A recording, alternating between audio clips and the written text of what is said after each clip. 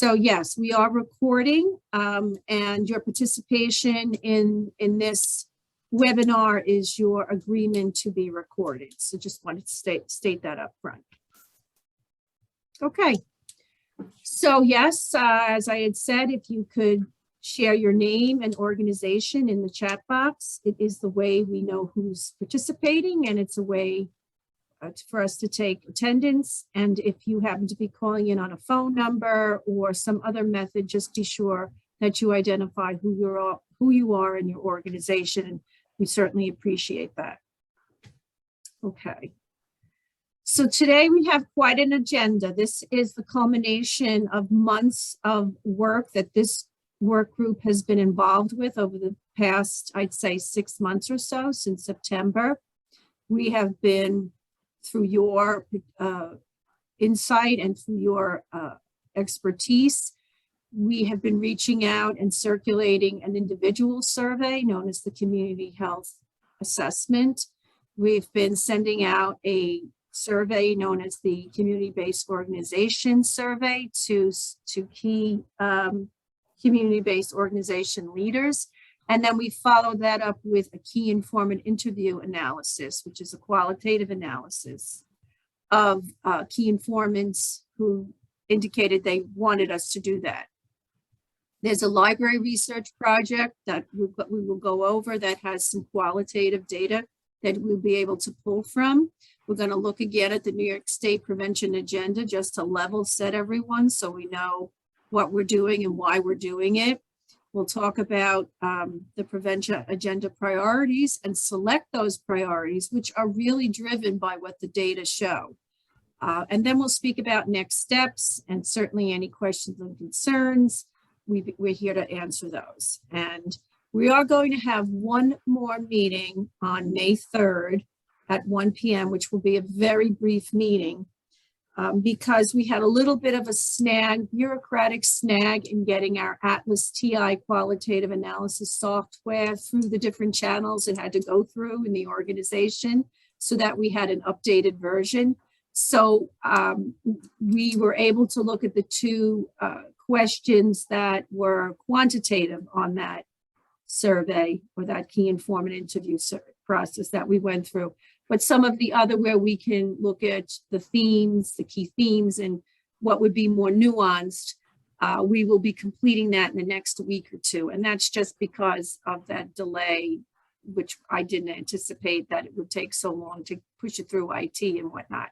So we would want to give you a nice report, comprehensive report on that aspect of it in May.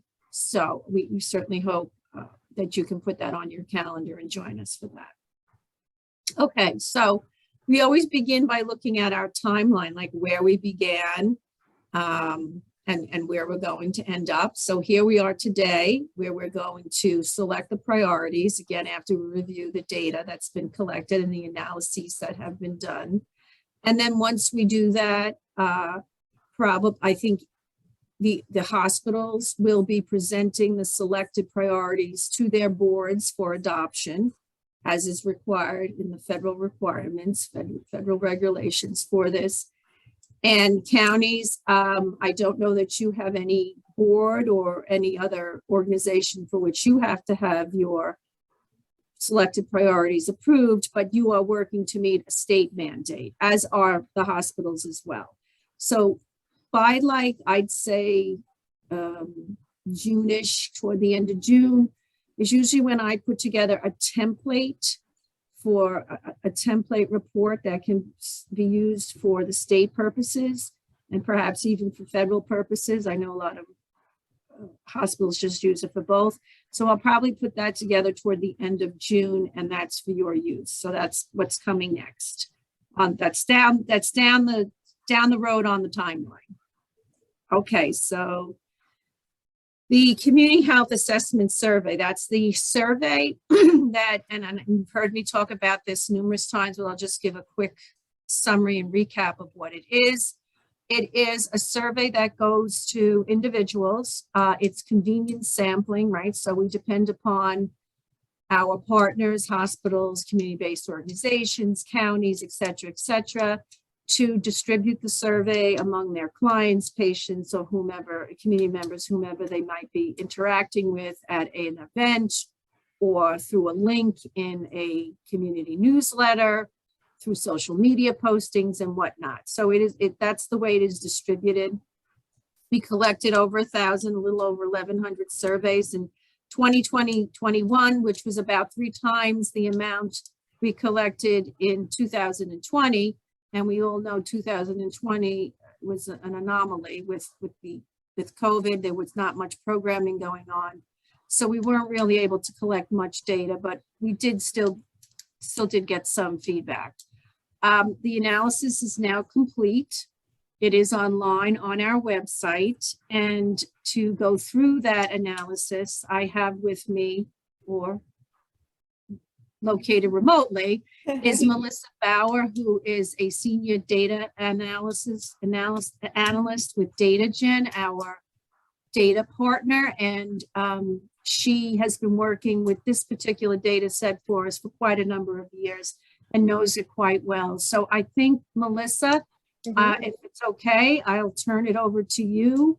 Absolutely. To pull up that analysis. Sure. Hello, everyone, and thank you for having me. And I don't know who's looked at this quite yet, so I'm going to kind of just go through it quickly. I don't want to take all your time. But as Janine said, it was calendar year 2021 for this report. And I don't know if she noted this or not, but there were a couple of additional questions that we analyzed this year. Yes. And I will show you those just so that you know that any information as far as benchmarking was updated that we could find available through sources like the National Poverty Level, and the New York State rate for income was updated as well. So you'll see these little boxes where we had information to add to benchmarking. And I have to say, I mean, obviously you guys can read a pie chart. You can see that, you know, this red would be Suffolk, and then the blue again would be Nassau. And those were the county counts of responses. So the percentage of those respondents. Some of some of the people that responded did not tell us which county they were from. So you can see there's only a 96% of those that responded on this chart. And what I want to do really is go over and show you some of those additional questions. And one of them is the insurance type. We had an insurance status. So yes, they did have it. No, they didn't, or did, but do not, but did in the past. But Janine had requested that we go ahead and add the insurance type. So you can see overwhelmingly 74% fall into this private commercial group, and then the rest are here. So what we did was we gave you the counts for those so that you can see how many respondents gave that count. And then we also added, I think it was it's down here. There was a question about internet access. Yes. Broadband access. Did add, I don't know if we added that one. Where are you? It's in here somewhere. There's lots of charts. Email and mail, insurance, race. There we are. Reliable internet access. Yes. We also added that reliable internet access, and surprisingly 90% of respondents said that they had reliable internet overall, counties that responded. We also broke down your data by county. So we gave you your gender counts, income, and then we also added those 2 charts for the insurance as well as the access to reliable internet. So you can see those on here. And then again, we did the same thing for Suffolk County. What I'd like to go through a little bit more in detail are these tabs, which are the actual questions. So the title of the question is up at the top of the screen, and these little boxes, this is called a power pivot. And these little boxes allow you to filter into your responses. So say you're in patient question 1 and you're from Nassau County, you would click Nassau County, and it would filter to just Nassau County's results. And then say you just wanted to look at all those that identified as female, you can do that, and it will give you the results by zip code Some people did not give us zip code, but we did include their responses so that you can see. And we've given you the average age of your respondent, and then what data set we, what grade we gave or what rate we gave to each of these categories. And as you know, you can answer out of 3 questions. So out of each question, you could have 3 responses. So that's how we graded them across to the board. And then I think really you can also filter by annual household income, the ethnicity question, and there's a few more down at the bottom here, your current employment, your highest level of education, and then your race for filtering. So that's pretty cool. You can get down into the nitty gritty and look at those little markers to see who has answered from where and what. And I won't go through each of the questions, but you can see they're the same kind of format. And then what we did was, and I have to say, I'm very impressed this year. We had this is going to sound funny, but a lot more of the respondents checked more than one thing. When we told them for each question, check up to 3, a lot more people this year responded with three answers for the question than previously. So when you look at this data, these numbers are going to be a little bit higher than you had seen them in the past. And I thought that was pretty neat. People seemed more willing to check more than one answer for the questions. And we had also given you the Suffolk rank for those. And I don't know if Janine wanted me to bring it up or not, but I do have it here, so I'm going to. Yeah, that's yeah. the summary of findings. And so what we did was we just kind of gathered the Suffolk County and the Nassau County for the top 5 ranking answers for each of the questions. And so you can see what your numbers and those categories were this year, but this document has been provided several years in a row. So you'll be able to compare this data to what you've seen in the past years, which I think is really interesting. Yes, and so it's cancer at the top. Yep, cancer at the top for the community where you live. Community. Yep, your and biggest then cancer and heart disease for yourself. Mental health is up there too. Yep. Yeah. So fear in Suffolk County and no barriers in Nassau, which I thought was very interesting. That is extremely interesting. Yeah, and it just slid in there, not by too much of a percentage point, but I thought that was really interesting. That was. Yeah, that would be great if that could be further investigated, because that's like contradictory to all that we know about social determinants of health and issues so people have. So that's what's interesting about that is then, so knowing that now, I'm just going to walk you through how I used this for my own brain. So this is question 3, what prevents you and your family from getting medical treatment? I can go to question 3, what prevents you and your family from getting medical treatment? And I can look at Nassau County, and I can look over at no barriers and see which of these zip codes was highest. So I can say, okay, the blank, so that one was, the highest there, but anywhere there's a 2, those are going to be your highest ones. So you can look at that field, and you can even smash it over closer so you can see it right next to your counties. And you can look through and see anywhere there's a 2, those are your higher answer zip codes. And that's just something that I like. One has a 3, that's even means that's even higher. Look at that. Right. Yep. So no issues there in Great Neck, no issues in New Hyde Park. Yeah. Well, there are no issues at all from the overall results, but more so in those communities. Right. So that's how I would use that. And then you can also say, okay, well, I want to know how many of those people were white. So the grand total for that question is 47. So 47 of the respondents were white for this category. There are no barriers. So that's how I use this reports to help me interpret the data that I see on this report. And I said fear was the number one for Suffolk County. barrier in Yep. Suffolk. And we added in fear in the question because the group looked at all of the questions extensively throughout before this survey was released.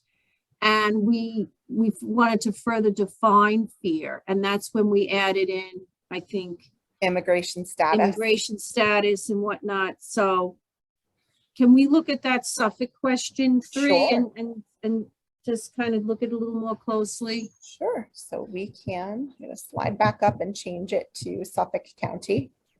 And if you hold control down while you're clicking these, you can click more than one at a time. Mm-hmm. And so we just have to go find fear. And fear is the last category. Okay. So let's, okay, so.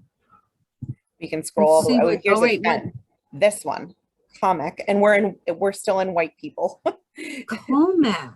Yeah. East And- Ice, Dix Hills. Yeah. This is very interesting. East Northport, East Patchogue, Hauppauge, Huntington Station, Manorville, Lindenhurst, Lake Grove, Medford, Miller Place. Miller Place, Wisconsin. Wisconsin, Mhm. Port Jeff, St. James has got a giant number. wow.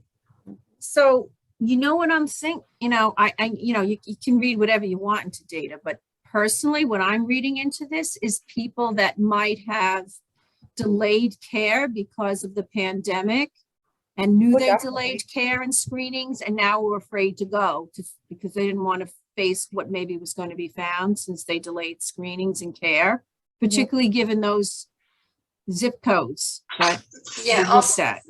also one other thing about those zip codes, with the exception of Huntington Station, probably most of the people that live there don't have barriers in terms of healthcare, insurance access. They're, I mean, you have to have a fair amount of money to live in those places.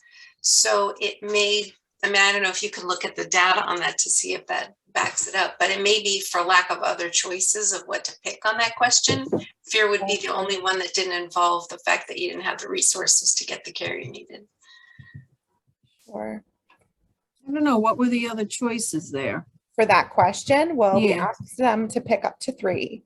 So the response capabilities were cultural or religious, don't know how to find doctors, don't understand the need, lack of ability, language barriers, no insurance, there are no barriers, transportation, unable to pay copays, or fear. And then there is an other category that we allowed people to write in their answer, but that is not part of the analysis. But now that we have that new software, that might be something that we can add into the analysis later on. Did anybody complete that, if you recall? The other? The other, it was just a smattering of people that I found data for. And honestly, most of them said COVID. COVID. Yeah. So Linda, I see what you're saying about the selection, but they had the opportunity to say no barriers. Yeah. Okay, I take it back. Yeah. Yeah, but I understand what you're saying though. And it was strange to me that, like I said, most people that answered it did actually fill out 3 bubbles under each of those questions. So maybe they felt like they had to fill out something. Yeah.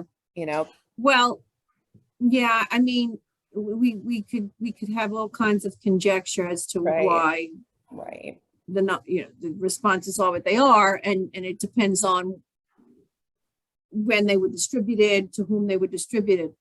So this is like not a perfect, absolutely scientific analysis and survey, but it gives us a good indication. Sure. And I find that very interesting. That I did. That's really, really interesting, that response there. And then Okay. the health screenings, mental health and blood pressure, Mhm. which makes sense. Yeah, because I think Nassau County said heart disease was the #1 concern. So I think that's what they said. Mhm. So I that was would make happy- sense that they want screenings for blood Right. pressure. Right. I was happy to see that doctor and health professional Yes. came first, but I was a little Yes. concerned that internet came before even family and friends. Yes, yes. That's So the that world was we a live good, in, I suppose. yes, that's good. Okay. And So what else did we, let's see. I had a quick question, Sure. Melissa.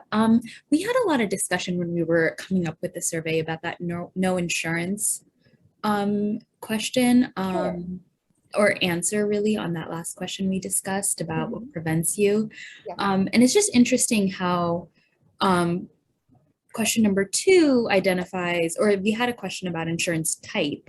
Yes. And it looks like a lot of the people that answered had said that they had insurance. Yes. And yet we see it's still coming up as number 3 as no insurance as being a barrier. Do you have any comments on that? I absolutely agree with you. And I think the thing is, and so being a barrier is 3, because the question, it says, what prevents you and your family? I think that people are looking just outside of themselves for that question. Okay. And family might mean our nuclear family to me and you, but other people might look at it as, oh, grandma and grandpa don't have insurance. That's preventing them from getting medical insurance. Okay. So for me, that is what could be affecting that question. Okay. I Thank you. Sure. Yeah, and I think that's why that question about insurance, we went more in depth about the types of insurance, because we had seen this over and over again, that we knew that there was a high coverage rate pretty much in the area, in the region, but yet having no insurance kept coming up as a barrier in previous analyses. So we wanted to see if there was, if we asked the question about the type of insurance, did it, and mind you, we did ask that question previously, but we never analyzed it. That was why I wanted it analyzed this time around, to see if the two made sense.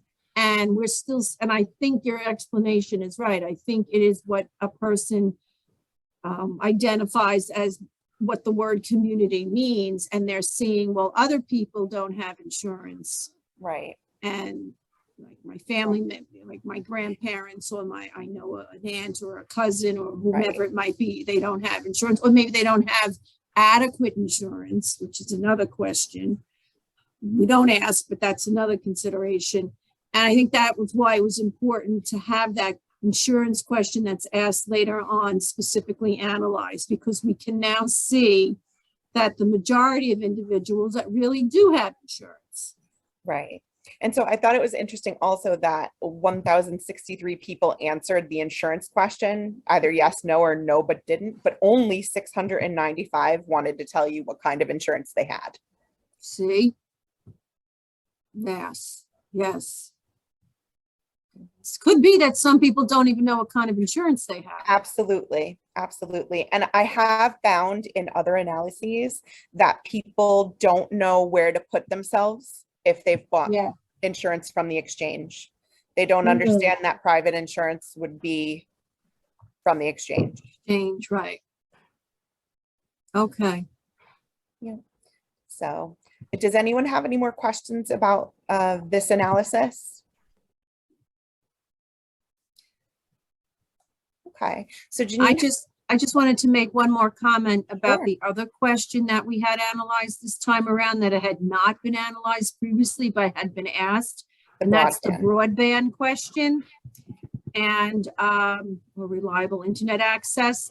And given the explosion of telehealth, I thought that that was important, that we should know where we stand with that. Yep.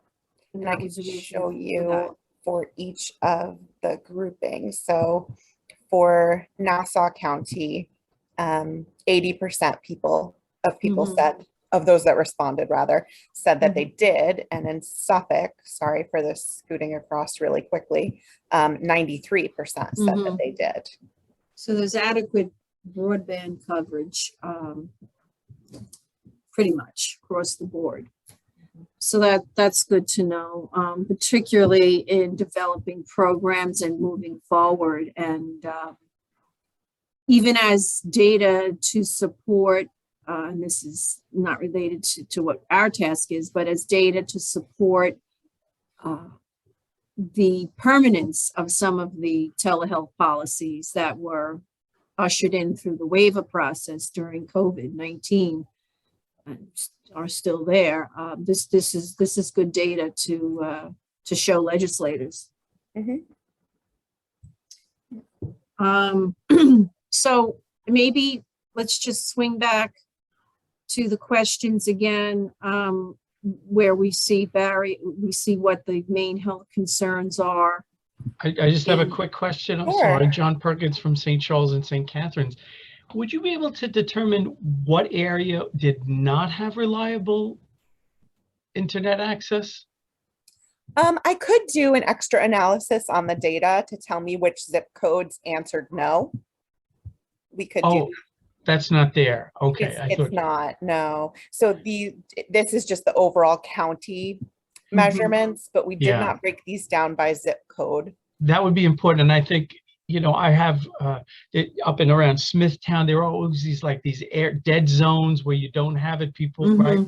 Things like that. But if it's in an area that could benefit from telehealth policies, we'd want to know that as well. Sure. So Brooke, if you want to jot that down and we can talk about adding that. Because I think Janine, I think I could do that. That's just something we've not looked into doing. Yeah. By zip code, but I think Janine, I could probably slide that one in without charge for you. Oh, well, I would be I saw your little wheels turning. Eternally grateful, as with the group.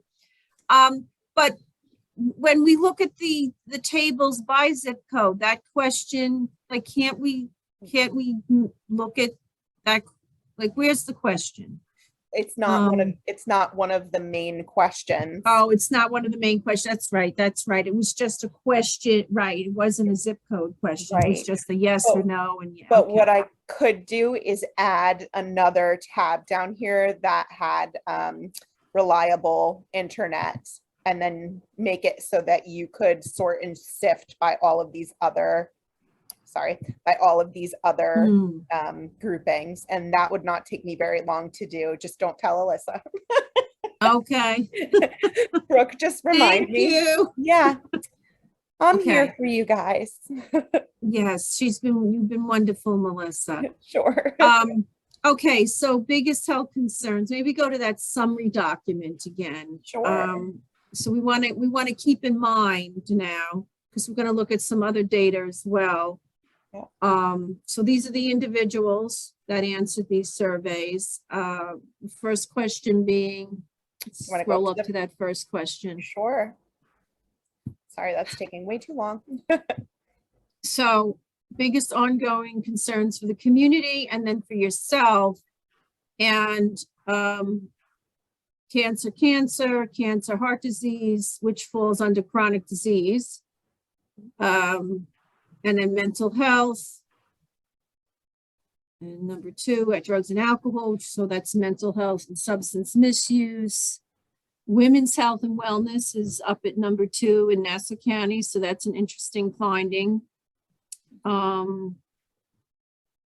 What's really always interesting in this one to me is that you very rarely see drugs and alcohol in the ongoing concerns for self, but you do see it in community.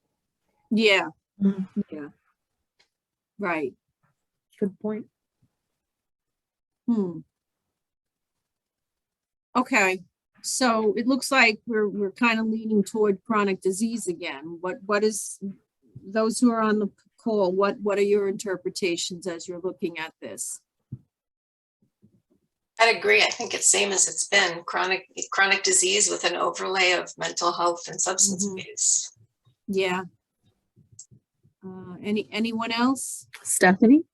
I'd also like to point out, given that a lot of these are driven by social determinants of health, particularly like your diabetes and obesity, the cancer and so on, that perhaps also focusing on like food insecurity or something like that, given, how it has majorly increased recently, you know, is a potential opportunity as well. But I do agree Yes. with the chronic disease and definitely mental health. We're hearing a lot about mental health. Oh, yeah, mental health's a big one. I'm surprised that that wasn't at the top. Very top. Exactly. Okay, so now let's go down a little bit, scroll down on this document, Melissa, and look at what prevents. Okay, so we talked about that. Then what's most needed now? Look at what's at the top. What's most needed to improve the health of the community? It's mental health. And it's healthier food. So to your point, Stephanie, right? Healthier food choices and clean air and water in Nassau and Suffolk, followed by food choices, and the reverse for Suffolk. Yeah, they So all that- had the same 5, just in a little bit of different order. Yeah. Okay, and what's the next one? What's the next question? The screenings, okay, mental health. Again, that's up in the top 2. And then blood pressure in Nassau cancer is number 1, and number 2 is cancer, which are chronic disease related. Okay. And then what was the last question? Oh, where do you get your info? Well, it is very encouraging to see that it's doctor and health professional at the top for both. I think in the past it had been, internet had risen to the top in some years. So this is encouraging. So that's good to see. Okay. Any more discussion about this? And this is going to be, this is already on the site, Brooke? Everything's on the, Yes, everything's it is. already on the site, so you can certainly look at it at your leisure as well. But it does always help as a group to take a look at this, to try and figure out, you know, we try to figure out, well, why are we seeing, you know, that question of fear, rise to the top there, you know, does it make sense to us? And the communities where it was the highest doesn't make sense. We always try to figure that out, but I mean, that would really require additional investigation, but it's just interesting to see that. And I think it does have a lot to do with the fact that we come off of COVID and there was some delay of routine screenings and healthcare that might be factoring into that. John, did you just ask a question in the chat? It popped up and I thought I saw it. Somebody asked a question. Yeah, he asks what policies funds will be changing to assist in mental health screenings. What policies funds will be changing to assist in mental health screening? So is that question, John, like what is the state and the federal government doing in terms of monies directed toward this problem? Yes, correct. Yeah, and I heard some things about issuing funds and supporting social workers in schools and things like that, but these are temporary. I just don't know what hospitals and communities and whatever else we can do, you know, what funds and policies can be initiated to help support that. Yeah, I mean, you are right. I think there's been a lot of money because of the pandemic thrown at school-based mental health. And I'm not sure, you know, we're at the federal level where hospitals are advocating to get more COVID relief funding in place again, although we have not been successful yet. I know that that's a work in progress right now. And then the state level, they're working through the state budget, though it wasn't on time. It was due on the 1st, so it's a little bit late. I thought I read like there's monies in there for, and I don't know the mental health area as well as I know some other areas, but and substance misuse, but it looked like there was some monies in there that would be granted to institutions that have these comprehensive programs to be put in place.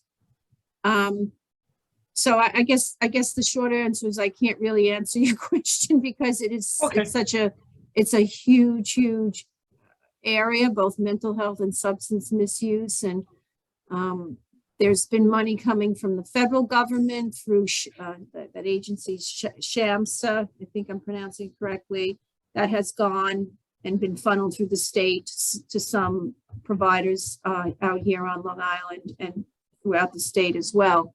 So I know there's lots of money out there. There was the settlement money for the opioid that's been distributed.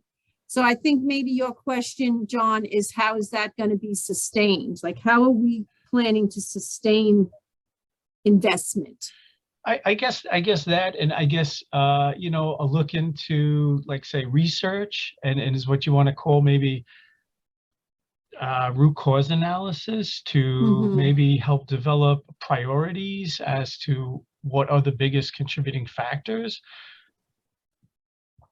Yeah, well, when we did the community-based organization, both the quantitative survey we sent out, and then we did a follow-up qualitative, we did interviews, right? And we're doing a qualitative analysis. There was a lot of talk about root causes and social determinants of health and barriers and all of that. A lot of the research that I have done over the years always points to the fact that it's poverty, really, communities that are under-resourced, both in terms of their schools, their transportation needs, income levels, all of that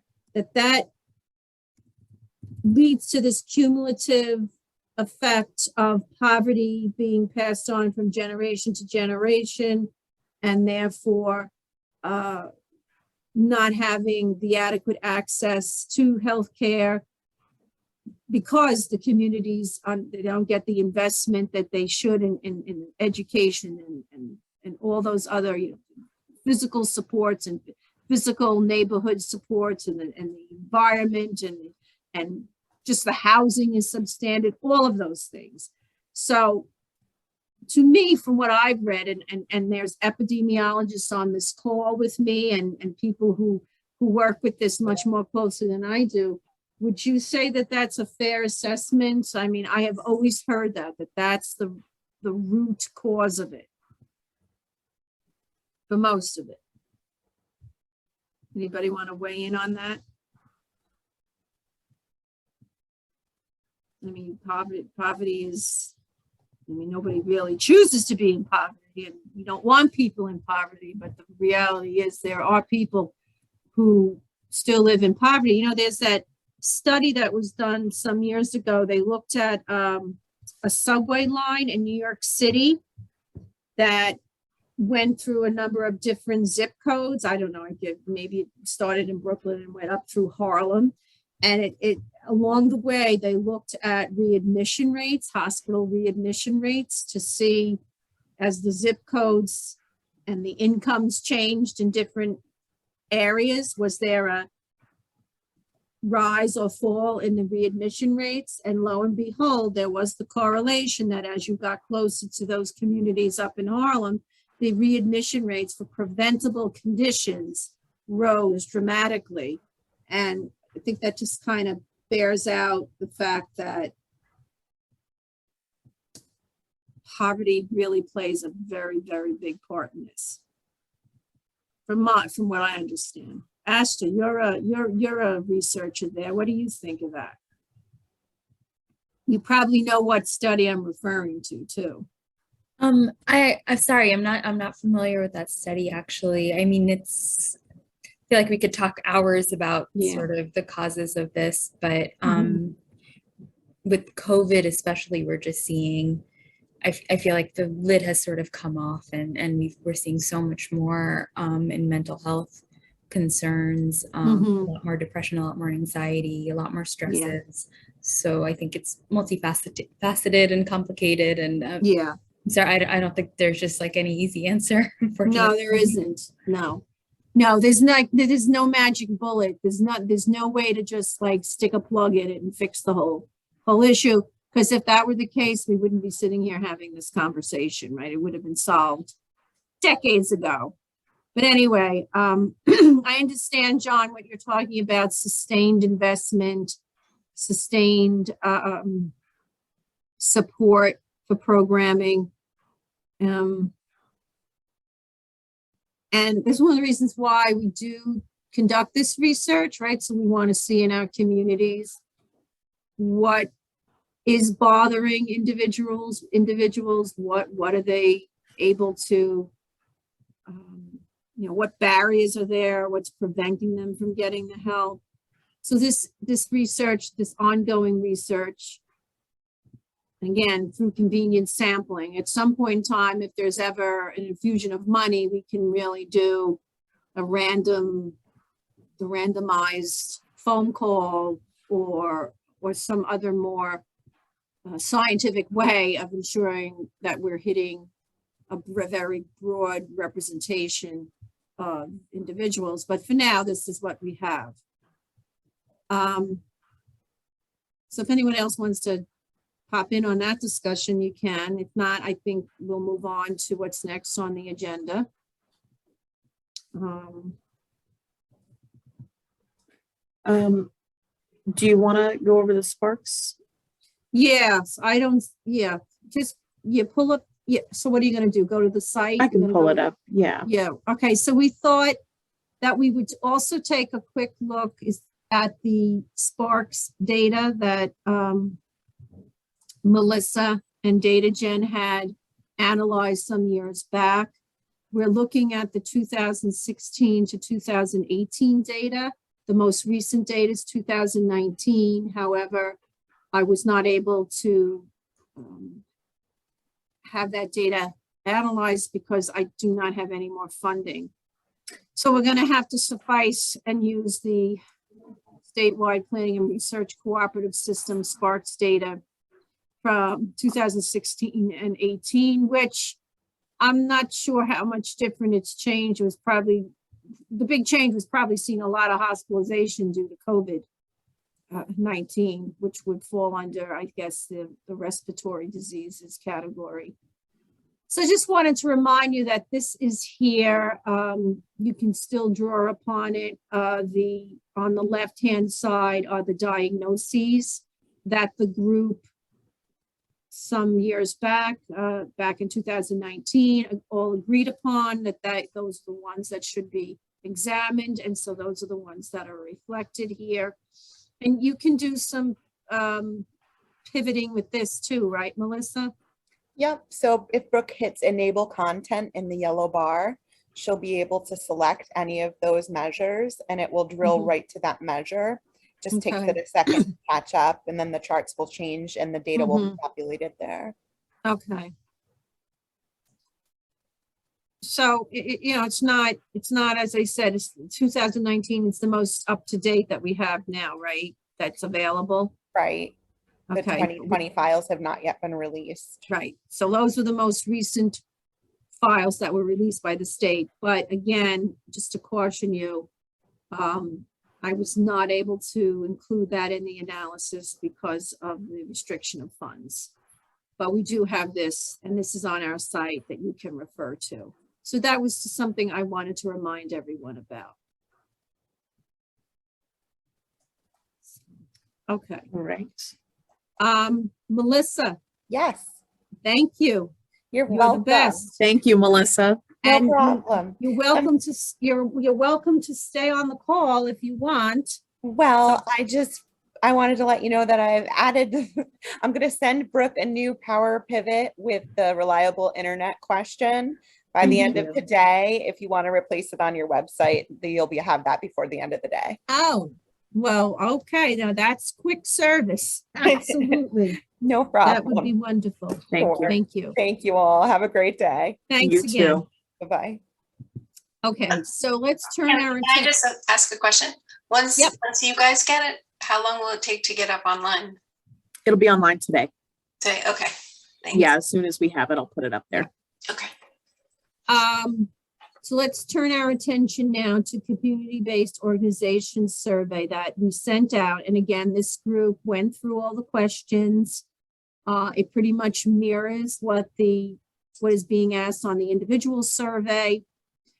And we sent this out, I think, beginning November, did we say, Brooke? Created in November, we were collecting data from December through January. From So- January, like mid-January, we collected the data. And I was happy to see that, you might not think 45 responses is that good, but I thought that was a good number of responses. And so we've analyzed that data to again see what rose to the top. Now, these are community-based organization leaders who are working with all types of clients and residents in the community with all different types of issues. And they come from, they could be a food pantry, it could be a mental health counseling agency, it could be an organization providing social justice services. So there was a broad spectrum of organizations that did respond to this. And again, when we asked what was the biggest health problem for the people in the communities they were serving, look what's at the top. It's mental health, drugs and alcohol abuse, some chronic disease through obesity and weight loss in Nassau County.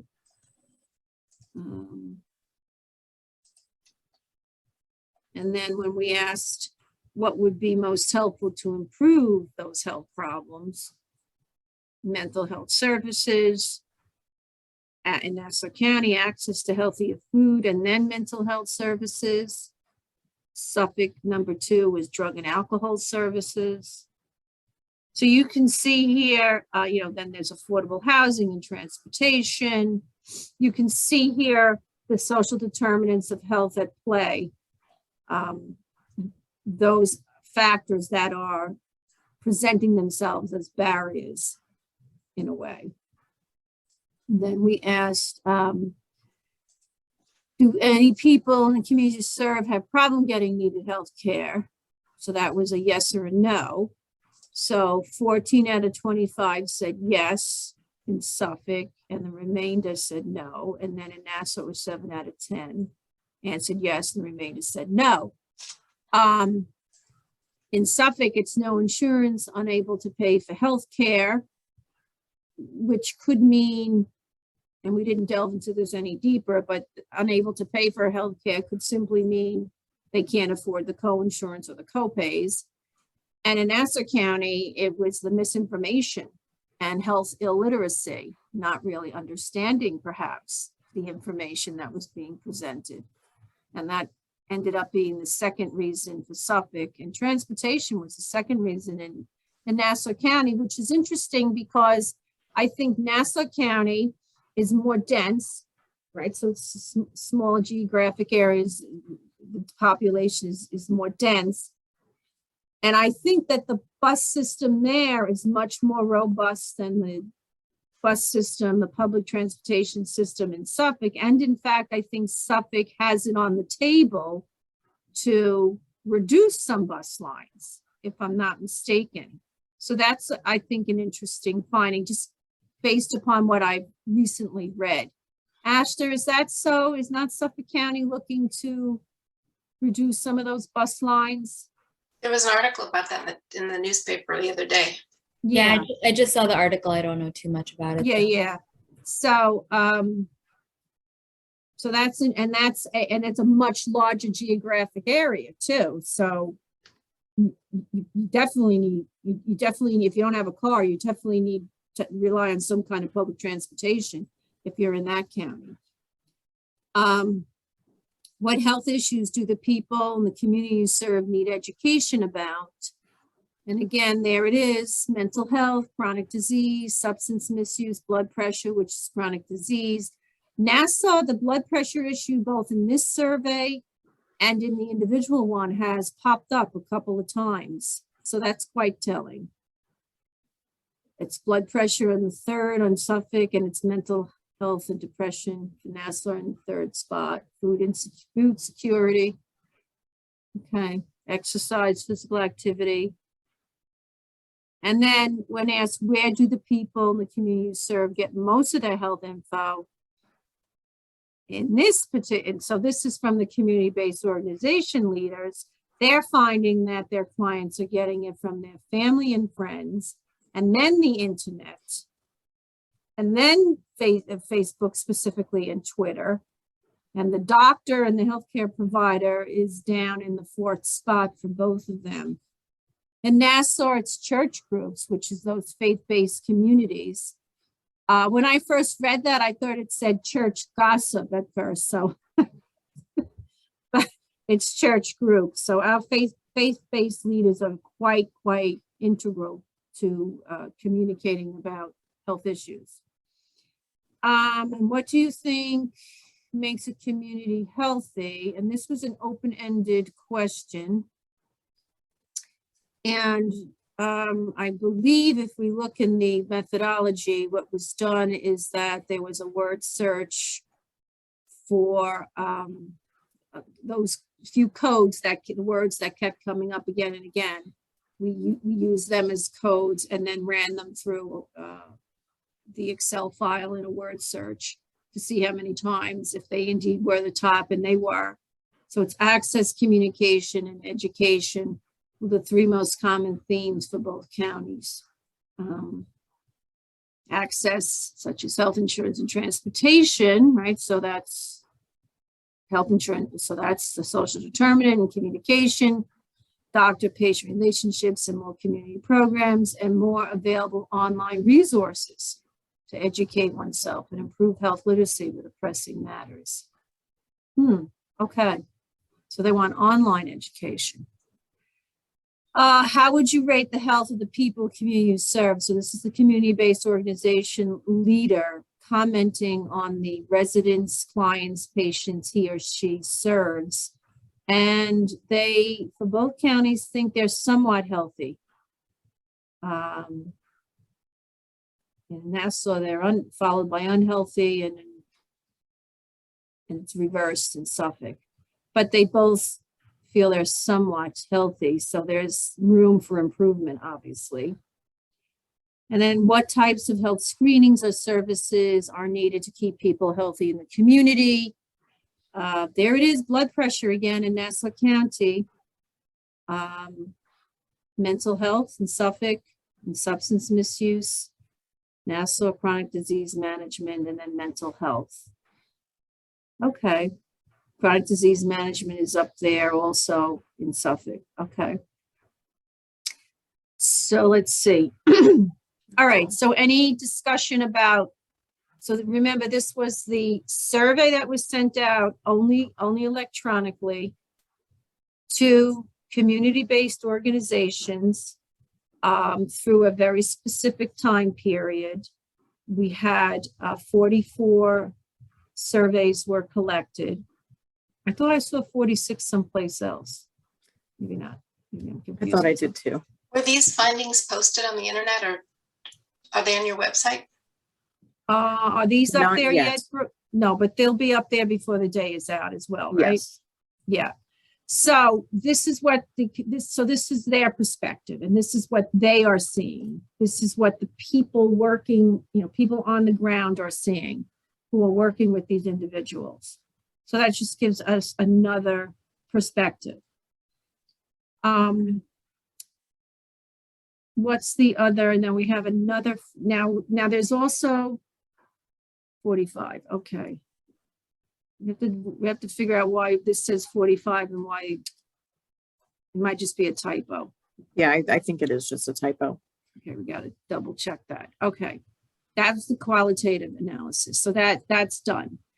Now, you heard about the key informant interview, right? We have a preliminary analysis for that. And the key informant interview took place. Brooke and I conducted all of the interviews. I guess in the month of February, pretty much. And it was recorded via Zoom. And then it was transcribed. And there were so there were open-ended questions, right? So because it's qualitative, and we interviewed those leaders. 12 agreed to be interviewed. We had 22, I think, on the list originally, who, when we did the quantitative survey, the digital survey, at the bottom, it asked if you would like to contribute to and participate in a follow-up survey, please let us know. and give us your contact information. And I believe it was like 20, 21 or something like that said yes. We reached out, I think a total between email and phone, personal phone calls, 4 or 5 times. That was our method. And then after that, if we didn't get a response back, and then that was that. So what we ended up with were 12 that we were able to connect with, and we conducted those interviews. They took about a half an hour for each interview. And we will be providing this, the tool that we used, and as part of that report that I'm going to be writing in a couple of months. And all of that will also be on our website for you to pull down. So we asked a number of questions and got more in-depth understanding of why the barriers they see exist. A lot of it did have to do with access and education, as mentioned in the previous report. But there were 2 questions that were not open-ended. So what are we, closed-ended, I guess is what we call that, where we wanted to know, we asked the interviewees, what 3 social determinant of health, and we use the Kaiser Family Foundation domains, right? And we read those to them. And we said, choose your top 3 that affect the communities that you're serving. And so that is what you're seeing here. And you can see that education, the healthcare system, which is really access, and food, were the top 3 of the 3 that were identified by the respondents, and then the other categories are there. And then there's the counts of who said what. And then the other close-ended question we asked was, we gave them, we told them what the 5 priorities are from the prevention agenda, the current prevention agenda, and asked them to choose their top 2 priorities based upon what they were, the work that they were doing, not based upon any data they had seen or anything like that, but based upon what they were doing. And these are the responses. Chronic disease was the top 1, and promote well-being and prevent mental and substance use disorders. Again, were both top, and then you can see how the other ones factored in there. So so those are 2 closed-ended questions that we have. As I mentioned at the beginning of the meeting, we are in the midst right now of all of those transcripts. They are being run through Atlas TI 22 version 22 software. I did not have an up-to-date version, which is kind of what set off the whole bureaucratic red tape process that we had to go through here with our IT and our legal department, and took us quite a while before we finally were able to get up to snuff on the updated platform. And we are working through that right now. And I don't imagine what that's going to show us is going to be much different from this, but it will have some more nuanced information. We will have to pull out exact quotes and put that in a nice report for everyone. And that we will present on May 3rd, is it, Brooke? Yes, May 3rd. May 3rd. So we do ask you to kind of just give us, and again, probably only be a half an hour at that point. If you give us another half an hour, we'd appreciate it. And of course, that report will be on our site as well. Any questions about that? That key informant interview and that preliminary analysis that we have at this point? Looks like a great thing you did. Yeah, I mean, it's just Brooke and I, you have to remember. And I mean, we're able to juggle many balls at the same time. That's one thing that we're good at. But this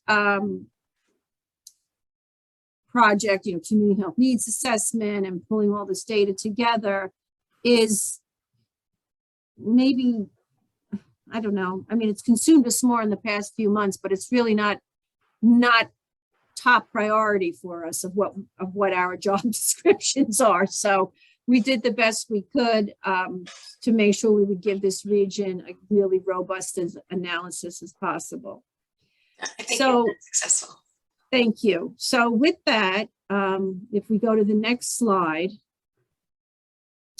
there happens to be another qualitative analysis report that is available, complete now and available to you. And for my friends who've been involved with the Law and Health Collaborative for many years, you may recall going back, and I'm going to say to 2016, I distributed a health affairs article called Beyond Books, and it was research done by the University of Pennsylvania and the Philadelphia library system, public library system, where they wanted to find out how well equipped library employees were to handle the social and health needs that many patrons would ask them about, right? So we know that we know libraries are a great community resource, and people go there for beyond books, not just books and not just CDs and encyclopedias and all that. They go there for perhaps screenings that blood pressure screening that a hospital might be holding, or information that a CBO like Cornell Cooperative might be holding a program on nutrition education, and so on and so forth. And so that research was done and was published, and I distributed the article to the members at the time. And two of our academic partners, Stony Brook University and Adelphi University, said, we should really embrace this and do a study that adds to this for our Long Island region. And so long story short, we did speak to the University of Pennsylvania researchers. We did get permission to go onto their IRB and do a study, a qualitative analysis study here, which was conducted during 2017, and it concluded just before the pandemic started. I forget how many libraries the researchers went into. It was a research lead from Stony Brook and a research lead from Adelphi University. They went in, they interviewed at least 2 individuals at every library, 2 employees, usually 3, usually the library director, perhaps the front desk person, maybe a security guard, even a maintenance person. And they had a set of standard questions, and they asked them what were they encountering, what were the needs that were being presented by the community members. And that study is finally concluded. Stony Brook University did all the coding, spent many months developing the codes and then sending it through a qualitative analysis software program that they use. And they were able to give us a finalized study. However, this is not there was a manuscript also written by the researchers that has been sent to a couple of peer-reviewed journals. And so we're still waiting. This is not that manuscript. This is just my overarching report that I wrote. The actual manuscript has pulled out quotes and has all the coding and all of that in there. So that's why there's that disclaimer at the top that it cannot be circulated or cited without permission, because it is still out for peer review.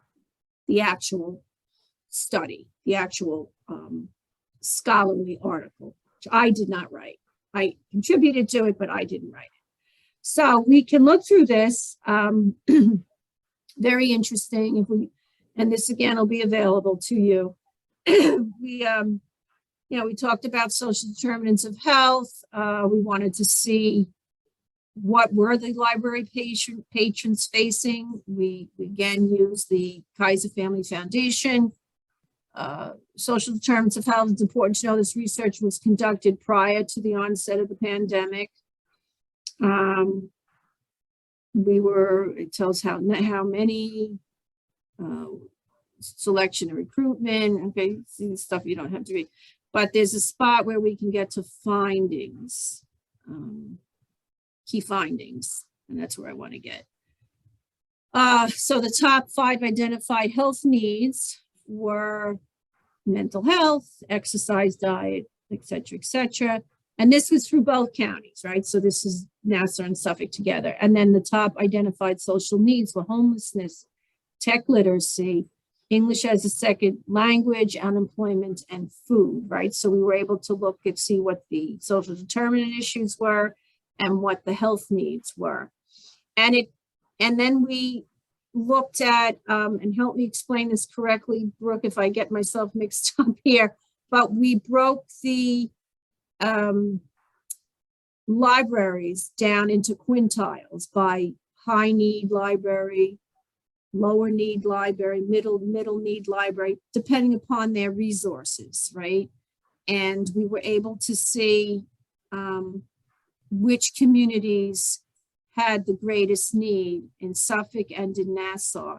And it follows with those communities that have been identified all along: Wyandanch, Brentwood, Patchogue, et cetera, Nassau, Hempstead, Unadale, Roosevelt, Elmont, Freeport, etc. The higher resource communities, right? So in more affluent areas, right? So had a low need, and the programming that we most found happening in those libraries was like enrichment, gardening tips,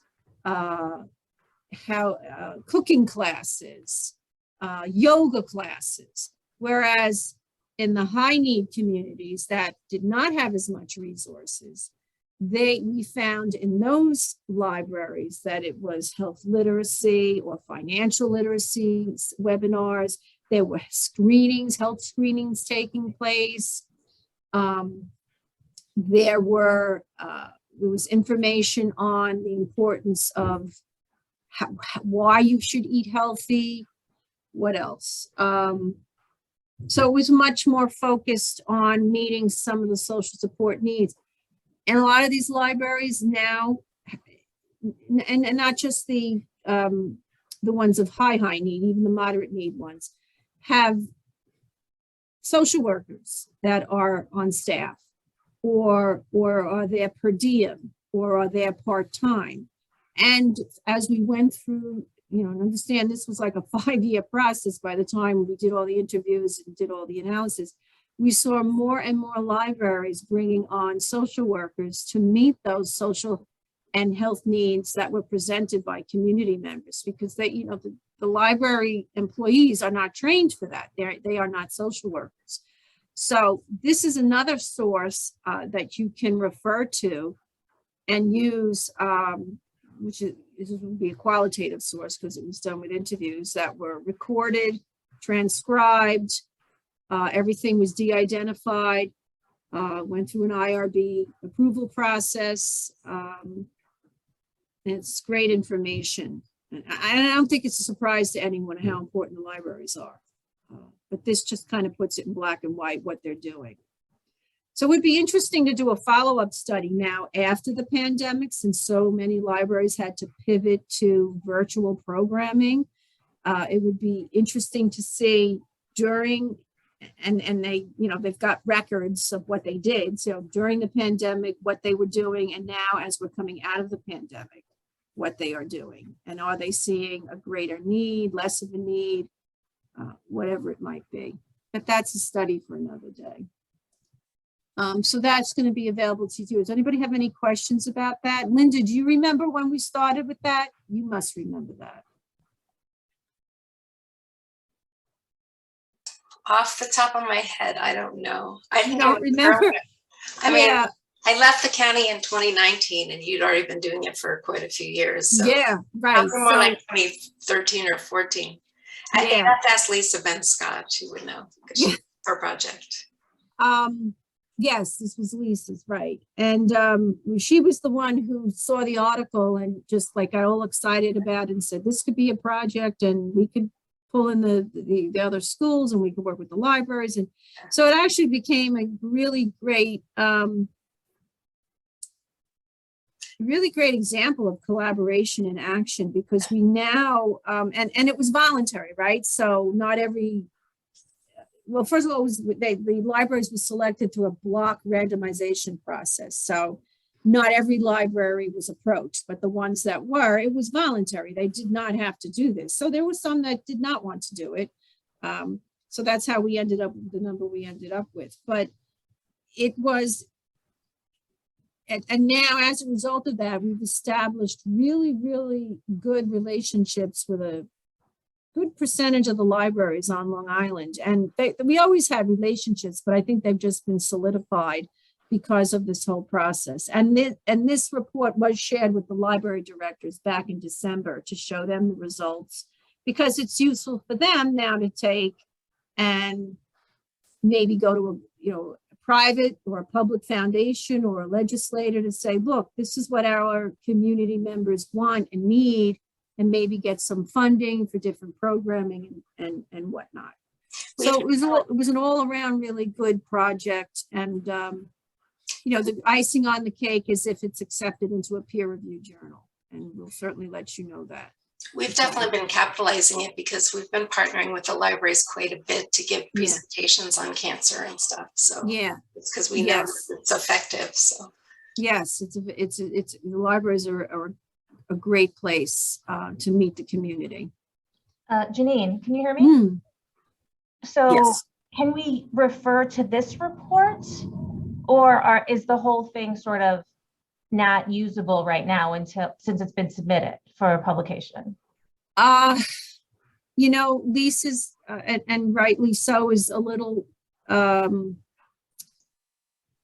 even though the journal article is different than this, and the journal article includes all the codes, which I don't have in this, the specific codes and all of that. That's fine. I mean, we don't have to use it. I was just wondering. Yeah, no. I mean, I want people to use it, right? Because that was one of the intents and one of the reasons why the collaborative, when we were getting state funding, I was able to pay for all the transcription and all of that, because I knew that I wanted this to be available to the hospital and counties, and certainly community-based organizations, to use for research in their community health needs assessments, etc. So I think Lisa is supposed to hear quite soon on her the manuscript that she submitted. This is different than that manuscript, so you can look at it. I guess you could reference it, but not. She doesn't want it to be cited yet. I think that's what she had in her. If we can bring it up again. She asked that I include that on that cover page. What do I say? Please not circulate or cite. Oh, so you can cite it with permission. Okay.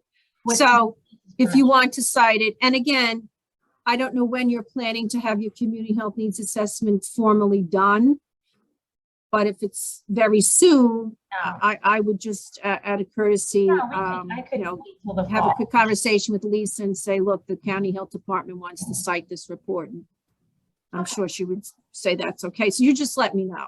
Okay, we have time. I was just wondering. Yeah, I'm hoping that we hear from the journal very soon, and then you can cite the journal if you want to, I guess.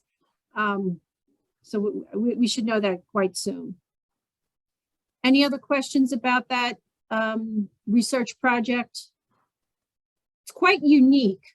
And I've read the transcript, the manuscript that was submitted. It's quite in depth, the different, there's some quotes in there, and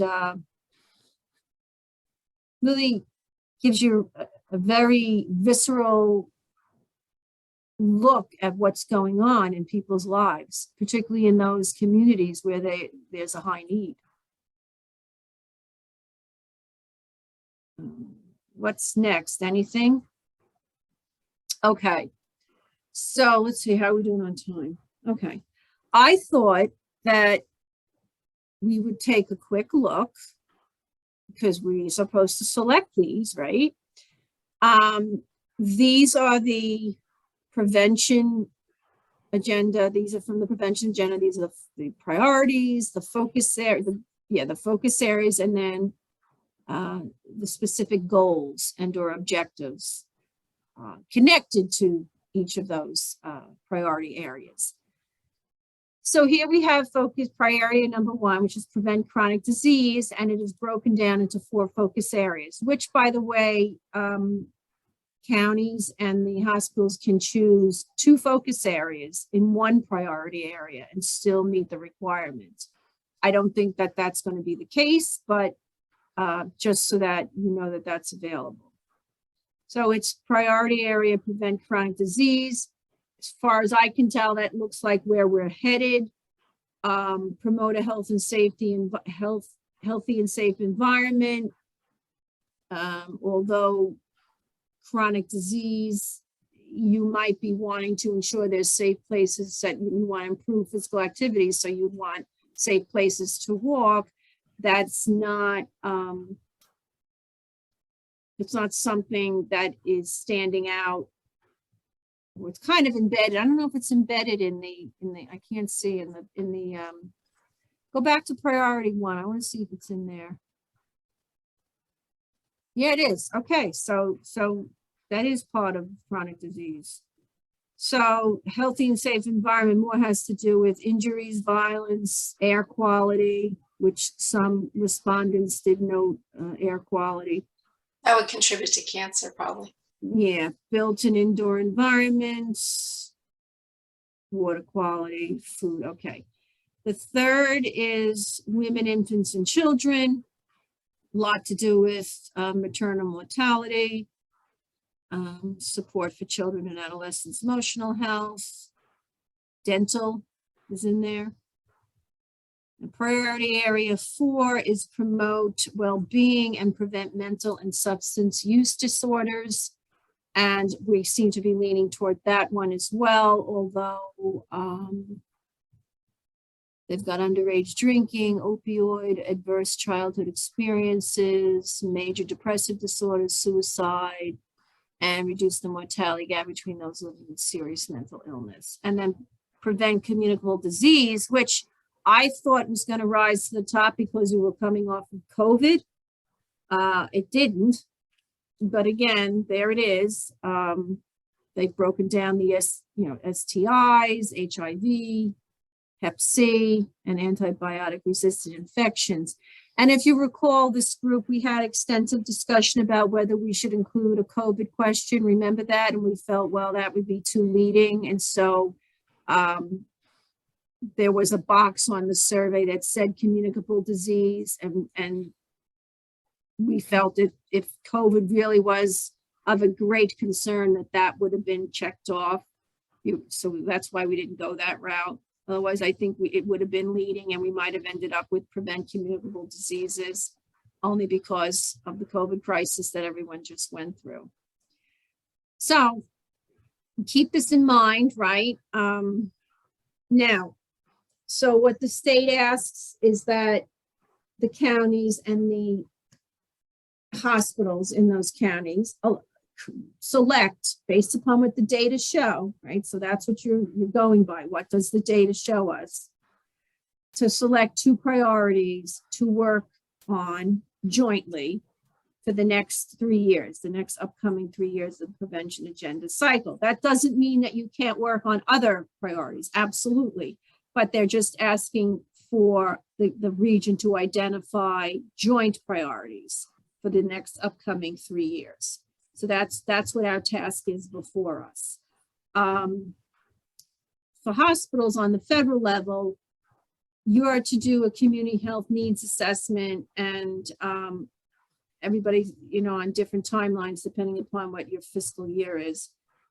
But every 3 years for the federal level, you have to do a community health needs assessment as well. And you do need to reach out to your public health counterpart and community-based organizations. So that's kind of, we've met that goal, right, by doing the community health needs assessment together and doing all this research and reaching out to community-based organizations and ensuring that our representatives from both of the county health departments are involved in this process. So for hospitals, they have to meet that requirement as well. And they need to identify, it doesn't have to be 2 or 1 or 3, it could be a numerous number of needs that you identify based upon your research. But for the state, it's just the 2. And probably that's probably, and they're gonna be the same ones probably that rise to the top that you wanna work on when you file your community health needs assessment for the federal, under the federal regulations for your tax exempt status. So I don't know if we have a little, we're gonna have a little, want to have a little bit more of discussion. Do we need to go to the tab, Brooke, New York State Prevention Agenda? This No. just has, It's just takes us generally to the site and Yeah. what's there, and what's available, you know, the dashboard. Again, it's the focus areas. Just click on, say, focus area number 2 for prevent chronic disease. And hit a goal, right? We can choose, right? We're going to choose 1 or 2 of those goals. We want to have this done by 2024. Those are objectives, right? So they line up with the prevention agenda's dashboard. That's their goal, what they want to do. And then if you scroll down a little bit more, there's interventions that go along with that. What you could possibly do, what program you could possibly put in place to increase physical activity. And those are just suggestions.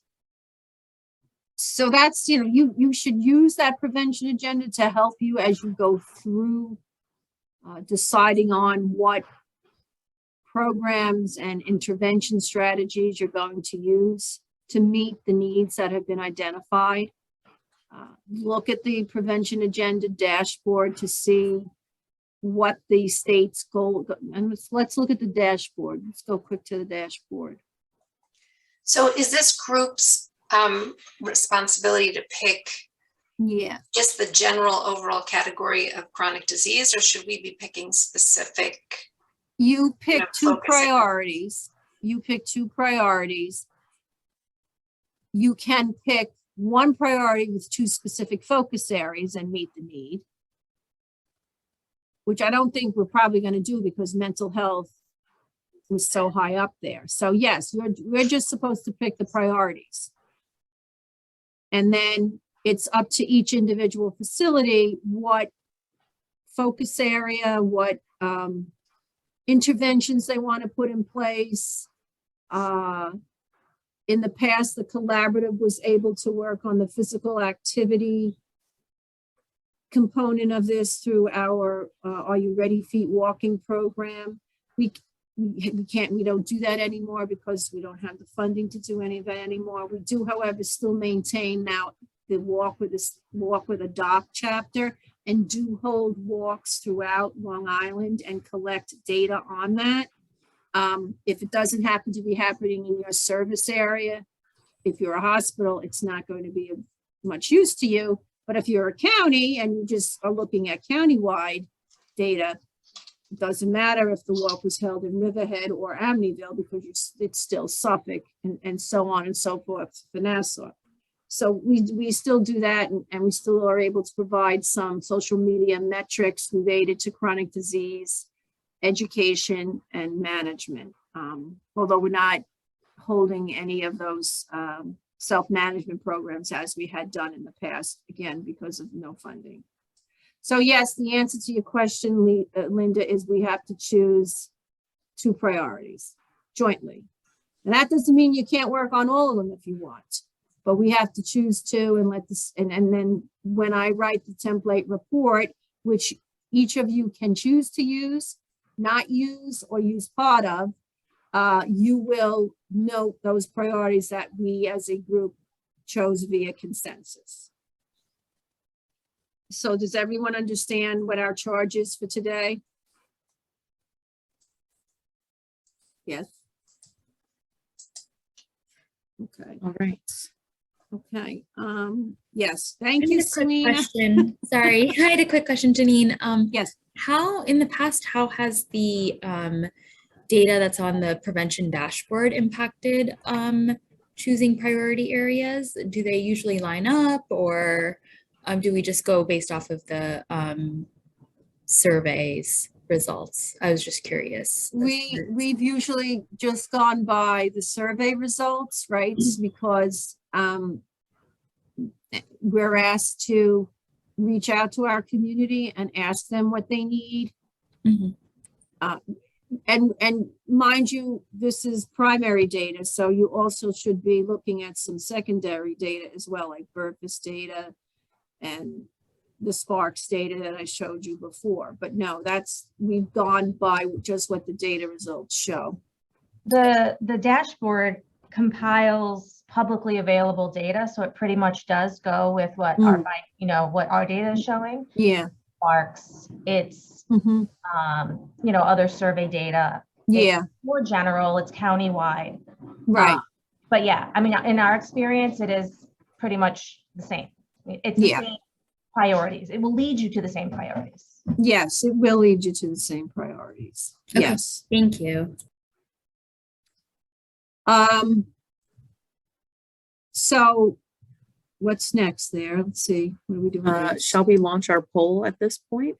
Right. So since we have this great technology and we thought we would launch a poll with the 5 priorities listed and then ask everyone to choose their top 2 based upon what you've seen, the data that we have reviewed, not based on what you want to do or what you are doing in your facility, but based upon what we've just reviewed. And then that will be, hopefully we'll come to consensus, hopefully. And then that will be our, what's the word I'm looking for? Can I Our formal voting process. Can I make another suggestion? Mhm. Part of the decision making in the past has been sort of also a little bit of feasibility about what we could do as an organization. Yes. So I remember when we first started this, we were like, well, we could get, across county population wise, getting people moving and active was like a feasible thing we could work on. So my thought is maybe we should just take one more look at the prevention agenda at the actual interventions. Okay. Some of the things are school-based, which may not be something that health departments have much control over, and it's more what the schools can do. I don't know. I'm just thinking like we might see an intervention that jumps out at us and says, this is something we could really focus on. Right, but it doesn't have to be these interventions. I know the state leans toward what's evidence-based, and obviously what they have on here is evidence-based. But there are different programs and interventions that hospitals and counties have in place that they have designed themselves and that are working. And they know they're working because they put an evaluation plan in place, or they should have put an evaluation plan in place to see if it was successful. So let's go to goals for the first one. Say healthy eating, right? Let's say we want to, if you recall, Linda, when we chose chronic disease way back when, prevent chronic disease, we decided that nutrition and physical activity would be 2 ways that we would approach reducing chronic disease. Right. I think last go around, like 3 years ago, we were going to more focus on cancer screening stuff, I think, because the cancer rates were high and that was sort of a little bit more of the focus. I don't know. I don't remember that. Maybe it was the time before when I was at the health department. I know we were like, oh, but anyway. No, I don't remember that. I really. That was kind of in my head, but okay. I think our priority was prevent chronic disease in general. And so anything that fit under those categories we were using. So for example, like in Nassau County, we kind of said, oh, our hospitals are doing this and we're doing this. So it was just sort of what everybody was doing and wherever it fell, because it was the whole priority. That's how we approached it. Right. So cancer screening, yes. Nutrition, yes. Whatever programs existed, that fell into any of these sort of focus areas or goals, we reported on. Right. So cancer screening, right? So many cancers fall under chronic diseases. So, and if you as an institution say that you want to increase the cancer screening rates as a way to reduce chronic disease, then you do that. Okay. I just wanted to interject, we are doing a lot of school-based programs in terms of like on mental health and tobacco cessation, vaping cessation. So that's still is a program that's ongoing and we've been able to maintain. Okay. And so then you would continue to do that because it fits under the priority area. Let's see. Look at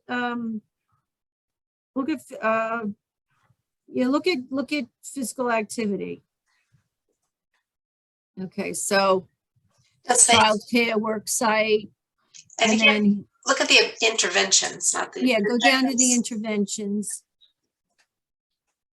Now, these are just suggestions. Implement a combination of one or more new improved blah, blah, blah. Street pattern design, pedestrian infrastructure, blah, blah, blah. New or improved land use, mixed land use, increase in the, we could work, any of these could be, these, parks and recreational facility access. Maybe there's a park that's adjacent to your hospital campus that's totally underutilized, and you decide, well, you know what, we're going to this year, whatever the park is called, we're going to promote this park and get community members to know about this park and lead walks every Saturday at 10 a.m.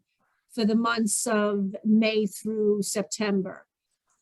And that's something you put that, that's a program you put in place. And then remember, good thing to do would be, so that you have some measurement, like intermediate measures you can get out of that, is to do a pre and a post, right? When people start to walk, maybe ask them a few questions. Have you ever walked or exercised before? How long do you think you can walk? Whatever the questions are, simple, not a lot. And then at the conclusion of the program or the actual walk, you could do it by walk, ask them again, well, now, did you find walking to be helpful? Do you feel that you can breathe easier? I don't know, I'm just making up questions. We do this all the time with the, we hold a lot of programs about pedestrian safety, work with the New York Coalition of Transportation Safety, and we do pre and post on all the web-based education we do, and we have amassed data now to show what has been learned. Okay, does it translate into people actually adopting that behavior? Well, I don't know. I mean, I guess you could design a study I'd have to follow them and call them up, I guess, every week and ask them, are you sure you're crossing using the crosswalk or something like that? But we have that data, right? And so those become intermediate measures. And we'll be able to share that data with the whole collaborative as well, even though it's a project, it's about pedestrian safety. We can share that as well. So that's what you should do. Like, these are just suggestions. Now here's the school. Implement the CDC's Comprehensive School Physical Activity Program, which is an evidence-based program in school districts. Work with the local school wellness policy committees. Many of you are doing that. So these are suggestions, right? So you can follow those interventions. You can, or you can, as I said, design your own, as long as you got a way to measure it. So the point is to not start inventing a whole bunch of new interventions and programs, because you're already working in this space, because we've been working on reducing or preventing chronic disease now for like 10 years, and the same with mental health. Let's go down to mental health. Let's go look at a mental health one.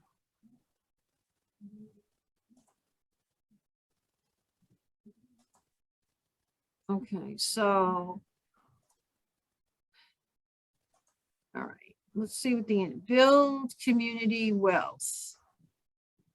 Include creating inclusive, healthy public spaces, using the power of anchor institutions such as a hospital to revitalize neighborhoods, support housing improvement, create, sustain healthy public spaces, physical activity, food access.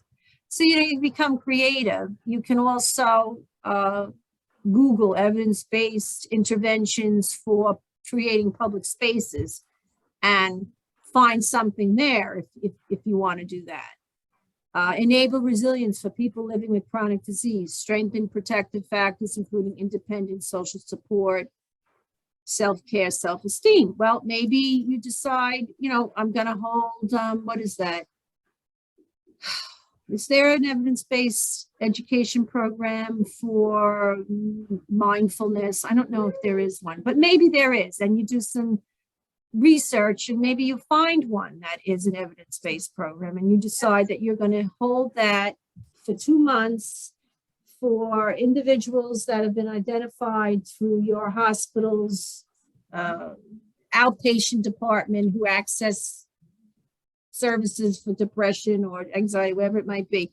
And you're going to offer this to that cohort of people over a certain specified amount of time. You put measures in place from the beginning to the end.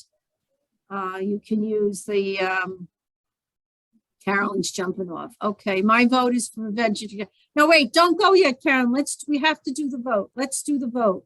Can we do the vote? Because I have to have every hospital represented and she's going to leave. Can we do this? Do you think we have, you know, have we gone through this enough that we feel we can take a vote at this point? Yes?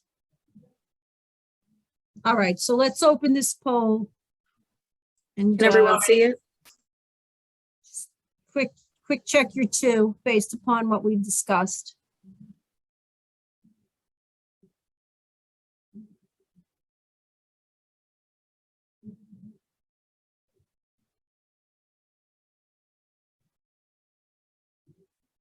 We've got 7 out of 12. I'm just going to leave it up for a little bit longer here.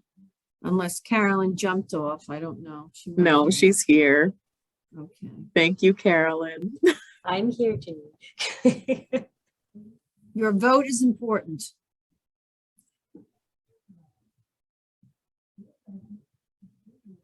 Especially when I'll be counting on you. Yes.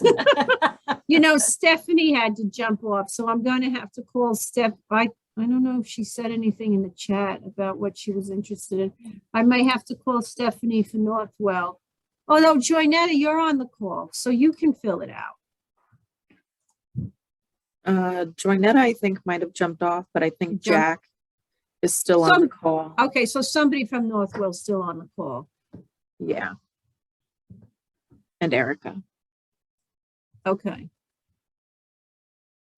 We've got 9 out of 12. We're so close. If you have not answered, please do.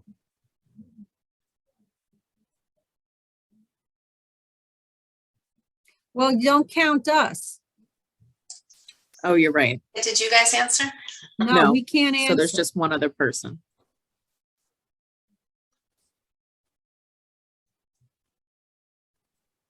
All right. Oh, and Kristen. So we do have everyone. Okay. Oh, we do. Okay. So I'm going to end the poll. And Kristen share is the my results. counterpart at Haney's. Okay, so there we are. It's 89% prevent chronic disease, 70. Okay, so that's what it is. Now, does everyone feel comfortable with that? Yes. Yes, okay.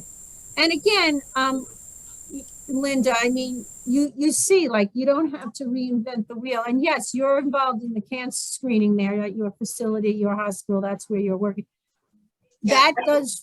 That fits under. But I see that you had us vote on major categories. I thought we needed to vote for which focus group specifically within categories. No. What we could have done was we could have all said, you know what, prevent chronic disease, that's it. then we would had to have selected the two focus areas, because then we would have only had one priority that we were focusing on. But then you'd have to take 2 focus areas. So, but we chose 2 distinct priorities, so we're good.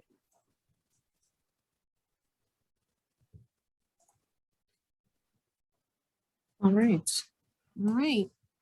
So next steps, as I said, I will have that more in-depth analysis about the conversations we had with community-based organization leaders, which was very interesting. Some really good quotes. That'll be a full report. We'll give a quick presentation on that. And come like end of June, I will put together a template report, as I have done in the past couple of rounds. You can use it, not use part of it, or not use it at all. And it'll follow the state's template exactly. And you got like 7 minutes back in your day, unless anyone else has any more questions. Janine, I just wanted to thank you for all you do. This was an incredible meeting. You went over so much.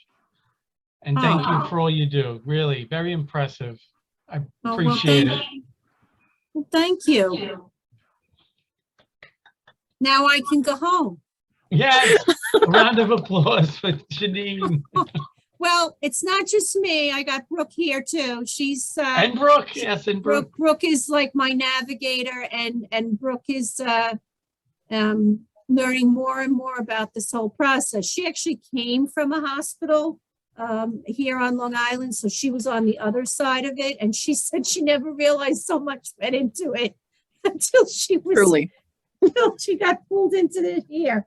But now she understands it, and she's a great help, and she brings a great perspective, because it's been so many years since I worked in a hospital, like many, many years. I don't even want to say. So anyway, thank you all for listening to us. I know this was a long meeting, but this was a culmination of many, many months of work, and I think that the state and the federal government should be very proud of this particular region that really takes this very seriously. And we really do want to take care of our residents and give them what they need. So, and that's a credit to all of what you all do out there every day. Okay, I guess we could sign off. Thank you, guys. Thank you, everyone. Thank you. Thank you. Thank you.